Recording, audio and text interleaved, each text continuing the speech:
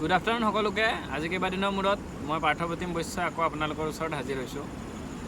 আমি যোৱা 2022 SI পৰীক্ষা দিওঁতে দুটা প্ৰশ্ন পাইছিলোঁ। এটা আছিল ৰিজাৰ্ভ বেংক অফ ইণ্ডিয়াৰ লগোটো কি, আৰু এটা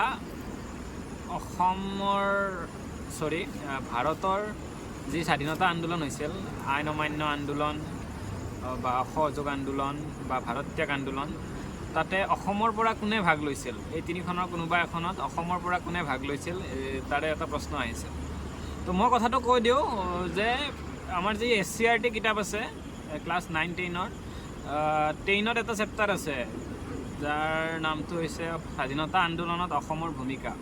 সেই পাঠটোতেই এই প্ৰশ্নকেইটাৰ উত্তৰ পোৱা যায়।